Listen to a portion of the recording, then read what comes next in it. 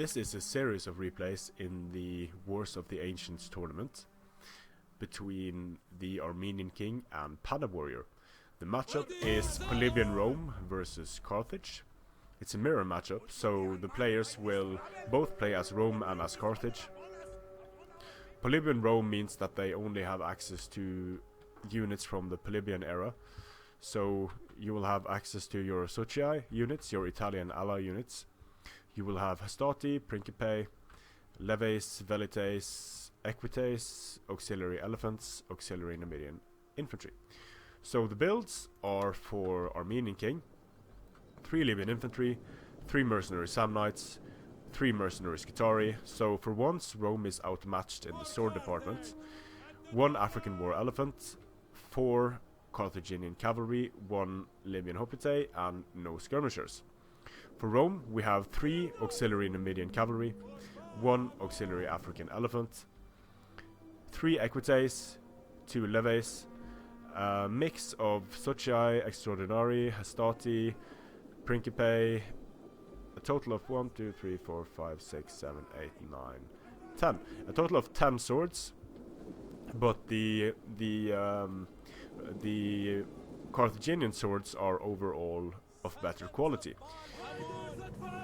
The auxiliary Numidians are going to try to get at the elephants, manage to get some shots off, but not enough arrows hit. And here you see the problem with javelins hitting at the center of the units instead of aiming for individual elephants. That's going to make it hard to hit elephants on the move.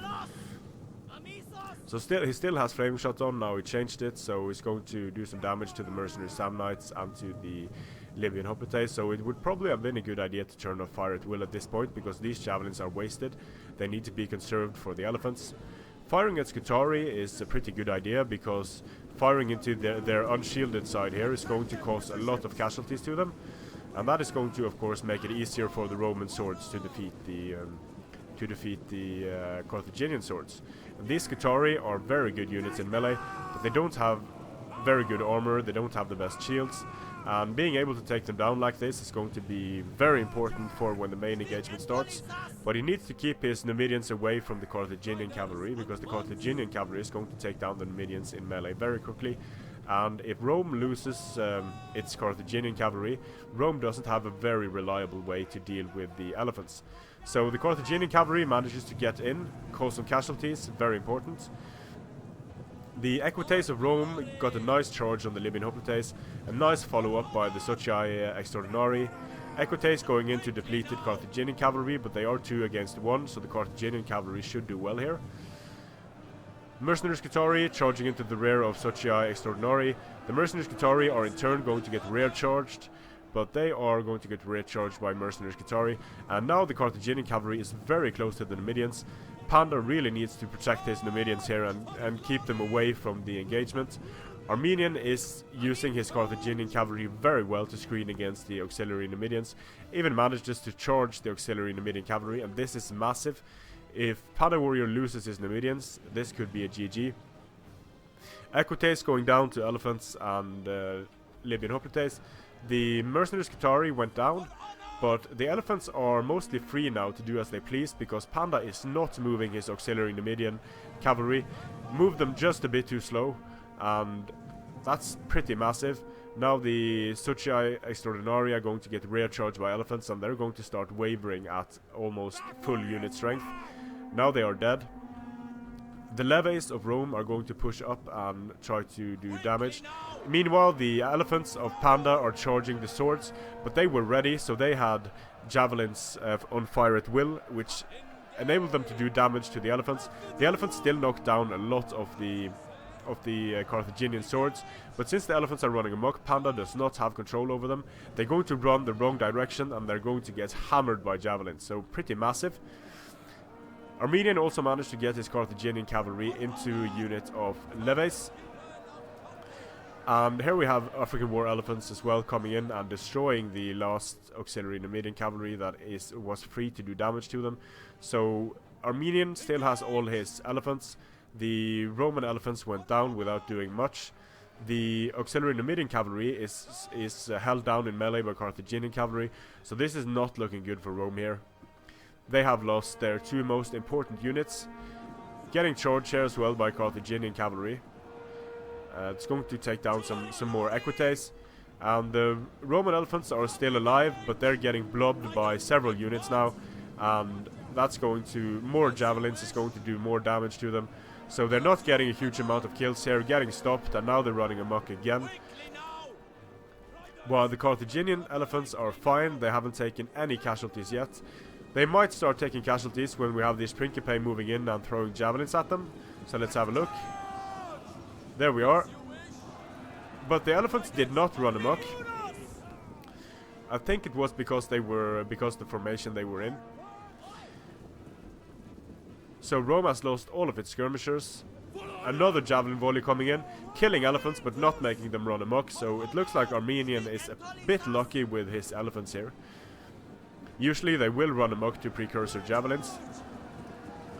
But he is losing elephants. Now it depends on if the Roman infantry is able to take on the very strong Carthaginian swords, stopping them from getting good charges with his equites, then following up with Principes. Nicely done by Panda. There are still a lot of Carthaginians left on the field, both in the form of good swords, elephants and cavalry. So this is going to be extremely difficult for Rome. The last levy unit is being charged by Carthaginian cavalry, so massively important. There were 2 units coming in here, so there wasn't any way that Panda would have been able to protect his levies. The elephants are running amok and taking a lot of casualties. There are now only 4 elephants left, but they have just done so much damage, gotten a lot of kills here.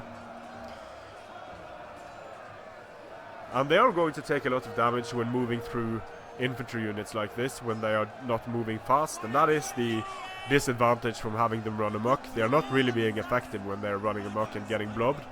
So one more elephant going down. In the center, the Roman infantry is decisively outmatched, and it's also going to be rear charged by the Carthaginian general, so a really bad time for the Roman infantry here.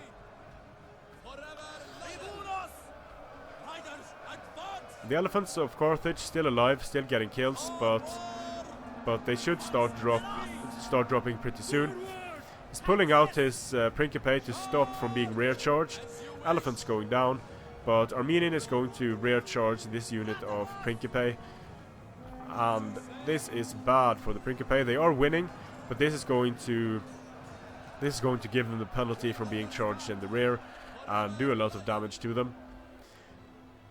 So Carthage is slowly but surely destroying the Roman army here.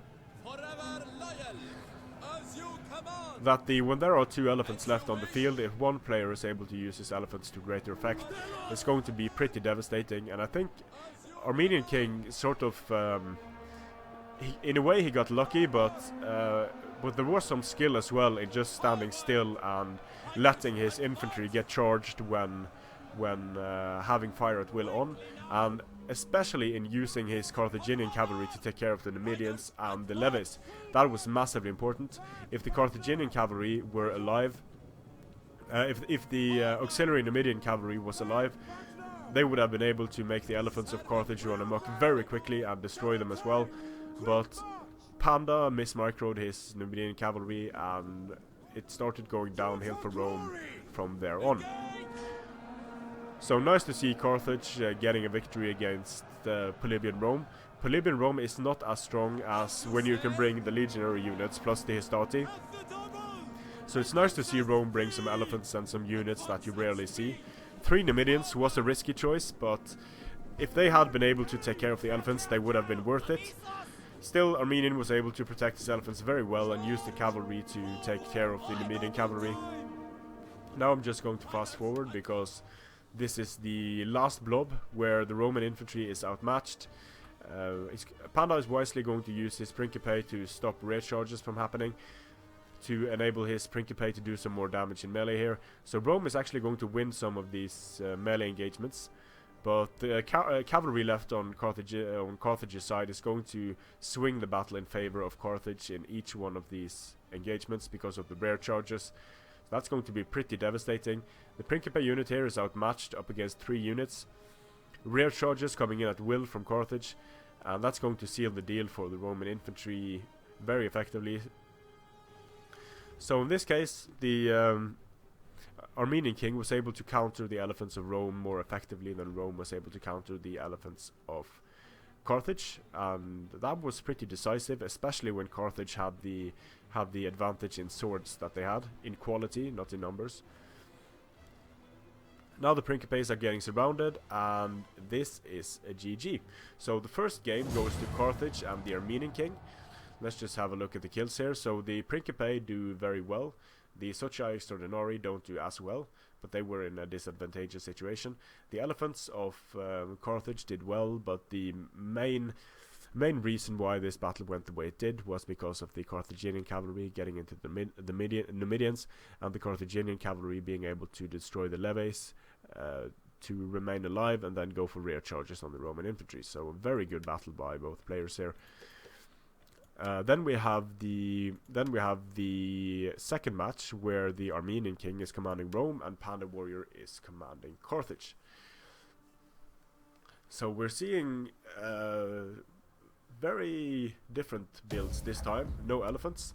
For Armenian king's Rome, we have a very strong line of swords with, let's see, 1, 2, 3, 4, 1, 2, 3, 4, 5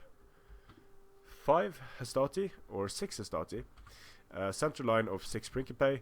We have some Socii Equites Extraordinari, 2 of those, very good units. Then we have 3 units of Socii Equites, 2 units of Numidians, and the Socii Equites are heavy melee cavalry, so they are better when charging infantry than your Equites. They are only medium. For Carthage, we have 2 mercenary Numidian nobles, nice choice. Then 1 mercenary Numidian cavalry. For infantry, we have Libyan infantry, Scutari, Gallic warriors, Libyan infantry, so strong sword line for Carthage as well. In the cavalry department, we have noble cavalry, Carthaginian cavalry. Still no skirmishers from Rome aside from these auxiliary Numidians, but Rome is outmatched in horse skirmishing here because Panda warrior has the mercenary Numidian nobles. So we should see a lot of casualties on both sides now, but they are very smartly putting away, and this is going to make a lot of javelins miss. That's one of the nice things about these very fast mercenary Numidian cavalry, is that they can pull out and pull away, and then a lot of the javelins aimed at them will miss. So I guess we'll see a lot of this running in, getting some volleys off, running back. Now Panda is focusing on the hastati, making these Numidians waste their javelins, running in and out,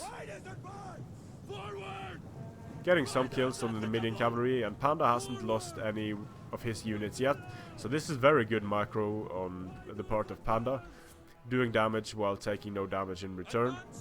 And since there are no elephants, these guys, the main role of these guys is going to be to take care of cavalry and then go for rear charges when they have used up all of their ammunition. More skirmishing, running in, pulling back. Panda is going to chase away the Numidian cavalry of Armenian king, and that means they're not going to get their shield bonuses. They have a very low chance to block incoming missiles. I believe it's 20%, but still 20% is going to take away 1 in 5 missiles when they are fired at from the front. So the unit that is running after the unit that has its back turned is going to be in a slightly better position. Now the mercenary Numidians are getting chased after by the auxiliary Numidians, still not taking casualties. They have some nice, or not nice armor, but they have decent armor. It's just that their shields are so bad. If these guys had 60 armor, better shields, they would be downright amazing. They are still good, but pretty vulnerable. And we also have 2 mercenary Cretan archers for Carthage. So Carthage has the skirmishing advantage, Rome has the cavalry advantage, and in terms of infantry, they are sort of equally matched here. The Gallic warriors have less charge than the mercenary Celtics, but they have more melee defense. Still decent units, just not as devastating on the charge as the Celtic warriors can be. So more skirmishing with the auxiliary Numidians.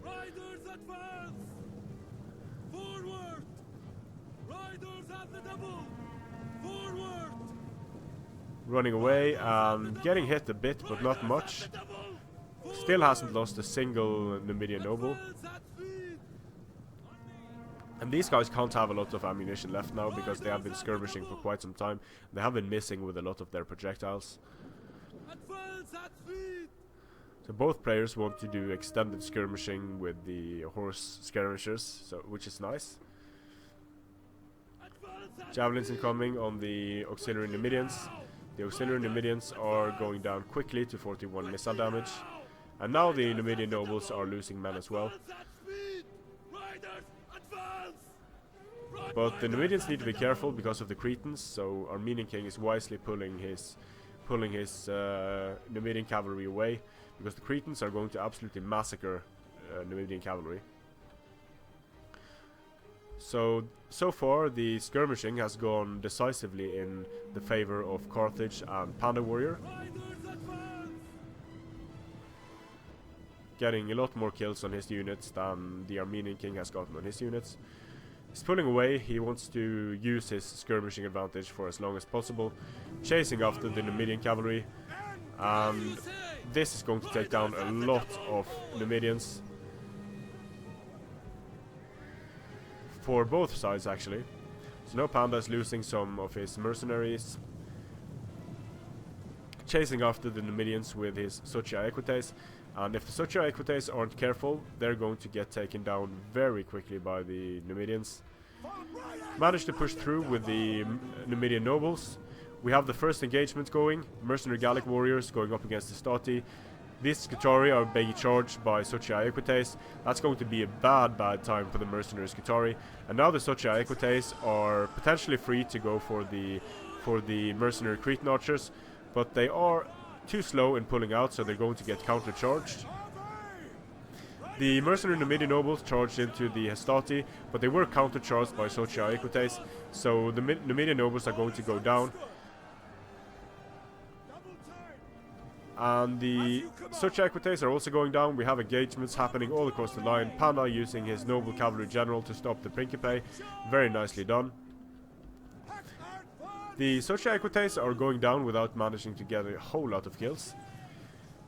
Cretans doing their thing. They need to be careful because cavalry could punch through here and get at the Cretans. Still, this engagement looks pretty good for Carthage actually. Getting nice counter charges against the Principe all across the line. There are charges happening. The Estati should go down very quickly to mercenary Scutari. Very chaotic melee engagements all down the line. The Numidians still alive, still doing damage. Here we have a unit of Socia Extraordinari charging into the... well, they got stopped by the mercenary Numidians. Now they're going to take a lot of fire. Cretans wisely pulling away. Numidians charging in to stop the enemy Numidians. They were probably out of ammunition, and a good move to stop them from getting into the Cretan archers. As Socia Equites are taking fire from the Cretan archers now, and now there is not a lot of cavalry left on the field for Rome. So Carthage is going to be able to use these mercenary Cretan archers to devastating effect. The Numidians are going down from both sides. Since the Cretans are now firing at the auxiliary Numidian cavalry, a lot of them are going to go down. And this depleted unit is not really going to be able to do much damage to the Cretans because they have nice armor. So that's it for the Numidians. Charging in, but they will be defeated very quickly by the Cretans in close combat. Still cavalry left on the field for Carthage. And here we have a unit of Socia Equites coming in. It's going to be charged and stopped by the mercenary Numidian cavalry, which is going to allow... well, actually the cavalry is going to disengage and continue into the mercenary Cretan archers. So some would argue that was a pull-through, but I don't know if 10 mercenary Numidian cavalry should be able to stop 30 Socia Equites. They are much heavier and they should be able to disengage from that unit. They would have defeated it anyway. Now the Socia Equites are getting swamped by General's Bodyguard and Carthaginian cavalry. The mercenary Cretan archers are pulling away, but there is a lot of Rome left on the field. Carthage has lost a lot of its important units, but if Carthage can just take care of these Socia Equites, then Carthage just might pull this one out.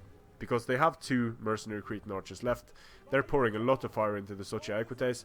The Socia Equites are going down. Carthage is losing its general. Still some mercenary Scutari left for Carthage in the center here, together with the Libyan infantry. Also some Principe left alive. The Hastati of Rome are going down quickly over here to cavalry charges. This Legatus unit might be able to get to the mercenary Cretans if the Cretans don't get attack orders on the Legatus soon. But it looks like they're going to stop, and let's see if we have firing coming. Yep, they're going to fire, and that's going to take down the Legatus quickly. By your command. He's using Loyalty of the 10th to stop his units from routing. Charging in, getting into both units, because he knocked down the mercenary Cretans. But the Carthaginian swords are coming in now, and this is very, very close.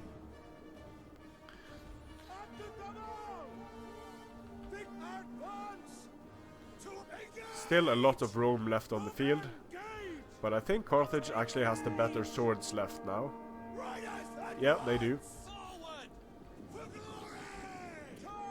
Carthage also has cavalry, so they'll be able to get some rear charges if they conserve their cavalry. 1 cavalry unit going down now to Pila fire. The mercenary Cretans are going down, but I don't think Rome has the infantry left to pull this one off. This unit of Cretans is still alive, still pouring fire into the Legatus of Rome. Now we have the mercenary Scutari charging into the Principe. More men left in the unit. Libyan infantry should do well against depleted Principe. And cavalry, nice use of cavalry going into the front of the Principe. Not really stopping their charge, but still doing some damage. Charges happening all across the line. Libyan infantry, Hastati. And amazingly enough, the mercenary Cretans actually survived, and they're going to kill the Legatus of Rome here. So that was pretty important. And now Carthage has more units left. A unit of Hastati being pulled away to go after the Cretan archers. But the Cretan archers are going to fire straight into the back of the Hastati, probably going to break them here. Not using a heavy shot, but they don't really need to when firing into the rear of Hastati like that. Now the mercenary Scutari are getting nice rear charges against the Principe.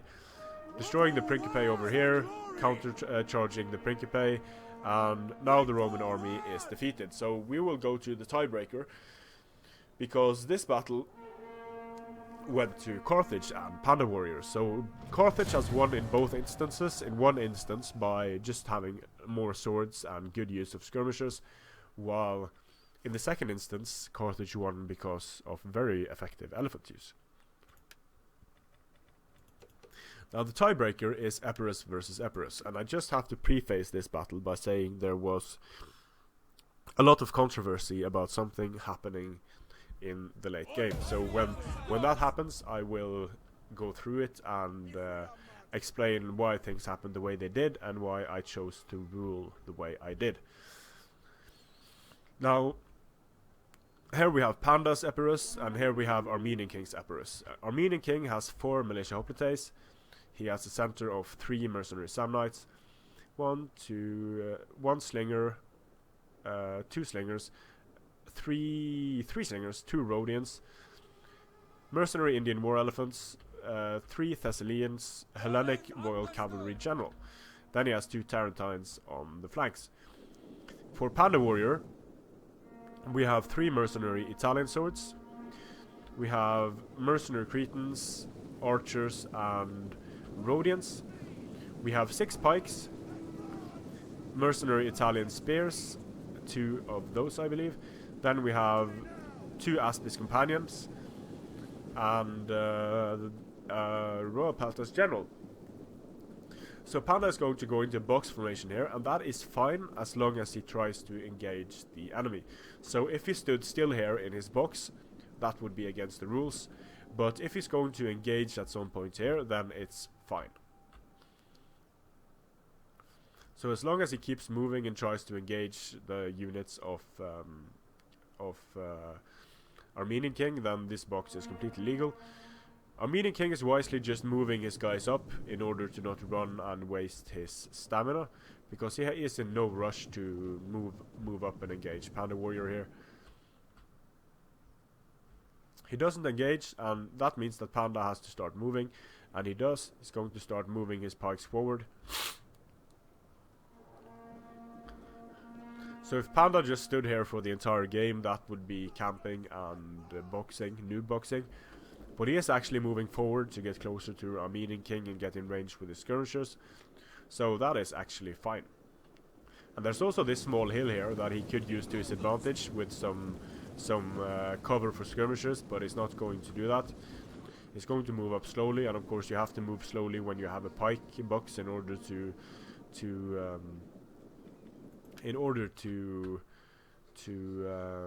keep a coherent box. But a box that only has pikes spread 2 men thin is going to be difficult to stop enemy infantry from getting through the gaps and through the 2 ranks deep pikes.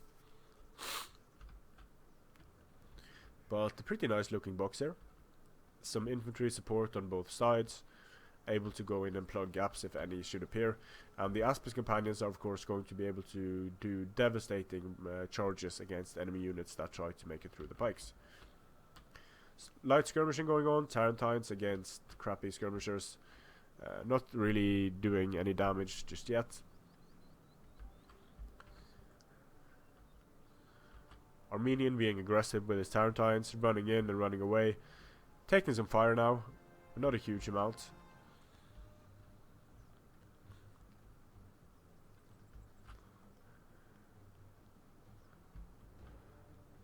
Some more skirmishing, doing some damage to the archers, and then the standard bearer went down there. Archers are getting some kills on the Tarentines now. And this is of course this is skirmishing. So under the rules this is actually allowed because he did move and he is skirmishing. And as long as he uses some units aggressively, then using a defensive formation like this is fine. Now the militia hoplites are just out of range. Armenian king is pushing up towards the box, using his militia hoplites as meat shields in the front, which is a good idea. Panda moving up with his Italian swords and his, 2 Italian swords moving up. Now we should see some skirmishing pretty soon. I think Armenian king has the skirmishing advantage here, because there is a Rhodian and a Cretan for Panda, and for Armenian king we have 2 Rhodians and 3 slingers, so he has the ranged advantage. Should be able to do a lot of damage to the pikes with his ranged advantage. Starting to surround the box. He wants to get everything in position before he engages. Panda is going to move out and start skirmishing, moving closer with the militia hoplites and moving up with the Thessalians, presumably to try and push away the skirmishers of Panda. So now the skirmishing starts. Mercenary Rhodians firing, doing some damage to the Cretans. They are going down. Nice charge here on the back of the mercenary Italian swords, taking down quite a few of them, but the Thessalians are taking fire, so a lot of them are going to die for that exchange. The Aspis charging out, not getting a good charge against the militia hoplites because they kind of stopped. But the mercenary Italian swords are getting a decent charge, however they are counter-charged by Thessalians. It's going to take them down pretty quickly. Here we have mercenary Italian swords sort of blobbed up against the militia hoplites. Already the mercenary Cretans of Panda are taking a beating from the slingers of Armenian king. Now he's going to send out his Aspis companions, trying to get at the skirmishers, but Armenian king responds with his own Thessalians, and that's going to take down quite a few Aspis companions. A very important counter charge there by Armenian king. The mercenary Italian swords doing well against the militia hoplites, of course. And the same over here, they're getting a nice amount of kills against the militia hoplites, so the militia hoplites are off the field. taking some fire on the militia hoplites as well. Still a lot of skirmishers left alive for Armenian king. The Aspis companion tried to get at the skirmishers, but the elephants moved up. And the Aspis are being very depleted while not getting a lot of kills. So these units are pretty much wasted at this point. Mercenary Italian swords got some nice kills, but mainly against militia hoplites. So the militia hoplites did their job in dying and baiting slinger and arrow fire. Moving up with the mercenary Rhodians to get at some more important units. Now he has to pull them back because of these Thessalians incoming. Unit of militia hoplites going down. The Tarentines doing some nice skirmishing. Not really getting any fire in return there, so nicely done. Mercenary Italian spears taking down a unit of hoplites. But a lot of fire incoming on the mercenary Italian spears and the pikes of Panda. This pike unit is quickly becoming destroyed. And notice that it doesn't have its pikes out, so if it's charged here, it could still take a lot of damage. Italian swords going down. The pikes are almost destroyed, so now there's an opening in the box. Panda is going to pull up another unit of pikes. The pikes got charged by Tarentines, so did the mercenary Cretans. And since the pikes weren't out, then they took a lot of damage from that charge, actually.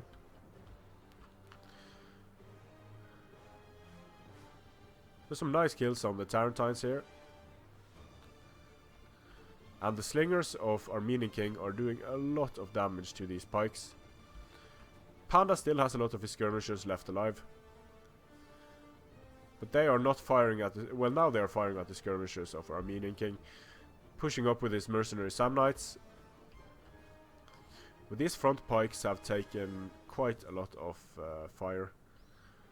So the mercenary Samnites are moving in, throwing their javelins up against the Royal Peltas General of Panda Warrior. And the Royal Peltas General is taking a lot of damage on this charge. Fire incoming, still more pikes going down. We'll go back to normal speed now.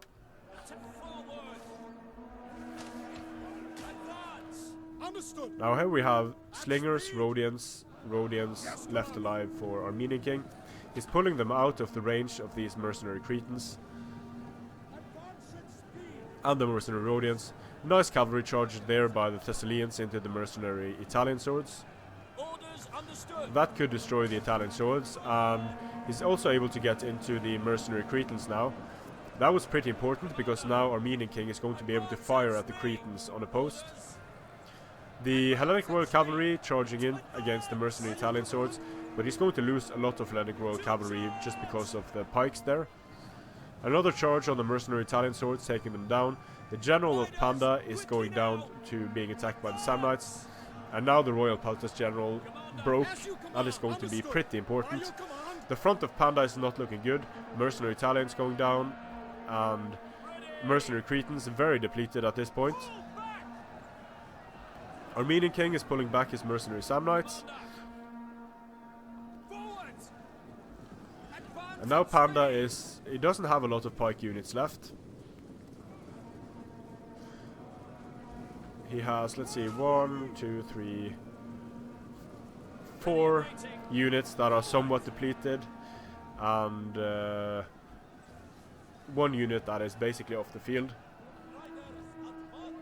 Cavalry unit getting caught here in the center with 1 man remaining. There he got killed. Elephants incoming, but they did take flaming shot from the archers. So he has to be careful about that. Mercenary Rhodians, maybe they were out of ammunition, that's why they attacked the mercenary Italian spears here.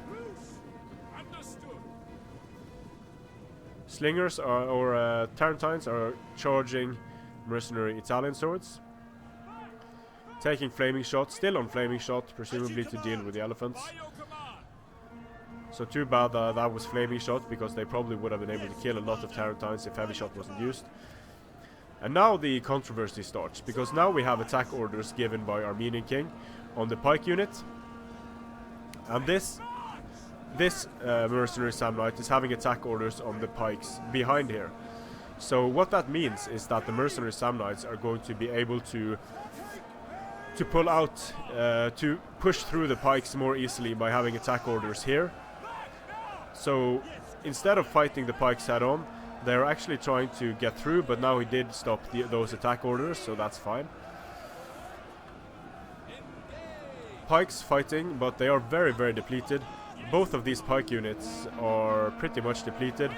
That means that the mercenary Samnites are going to be able to push in and get at the pikes.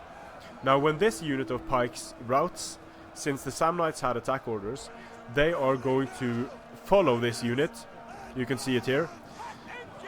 They are following, but now here's the sort of the controversy, because the mercenary Samnites now have attack orders on this unit of archers. As you can see, these units all have attack orders on the archers instead of having attack orders on the pikes. So that means that the pikes were very disorganized here. They are only 2 men deep, and they're standing in a very disorganized position. So these Samnites would be able to defeat the pikes in a frontal engagement. But because they have attack orders behind here, they are going to be able to pile in and attack these pikes in the rear and get at these skirmishers as well. So these pikes here were extremely disorganized.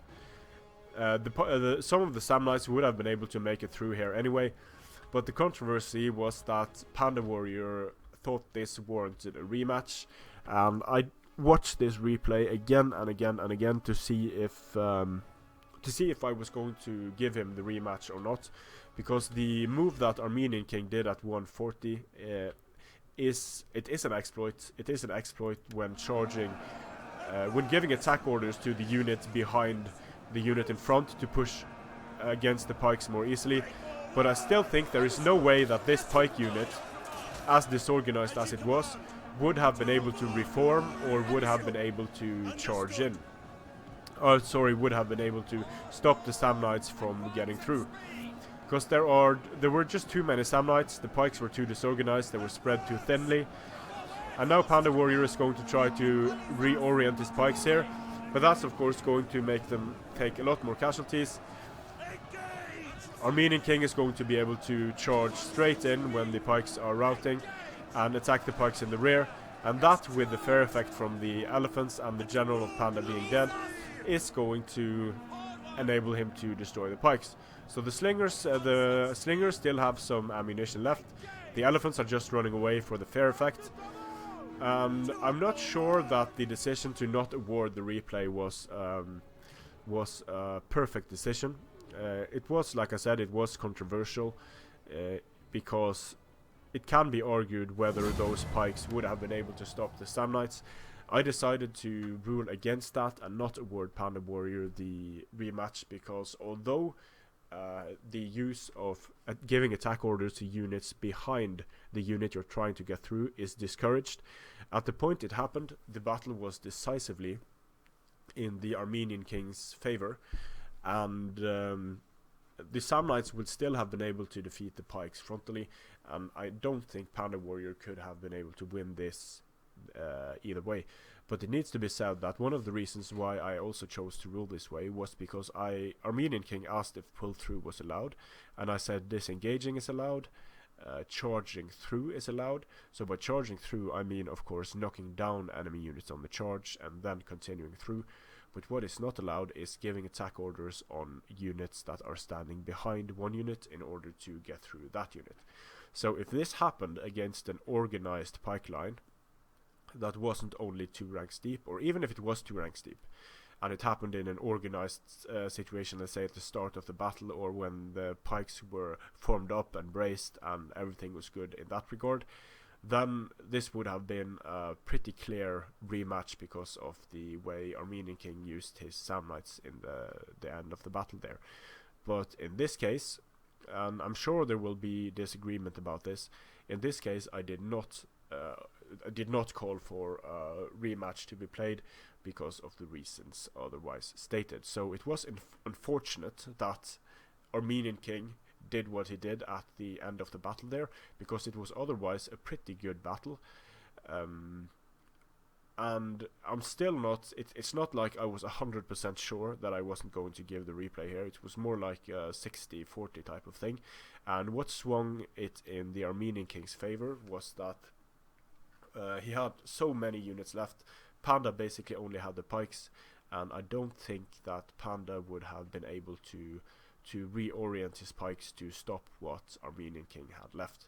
So a bit of a subjective ruling there at the end. Which was unfortunate because the previous games were extremely good, very close games. The same with this game, a very good game with good skills being showcased by both players. But in Total War Rome 2, in a competitive setting, you are going to run into situations where it can be argued whether something is an exploit and should warrant a replay of the game. Now, in the coming tournaments, or in the coming tournament battles, if a situation like this happens and the battle, then the player that claims an exploit was being used, pause the game, save the replay, and we'll take it from there. If the battle is decisively in favor of the player that is claimed to have used an exploit, like in this case, I'm not entirely sure what the ruling is going to be. But if the players are in sort of an equal situation, let's say there are braced pikes in the front line and this is used to get through the pikes, charging through the pikes, then that is a clear exploit and that is banned, and that should warrant a replay.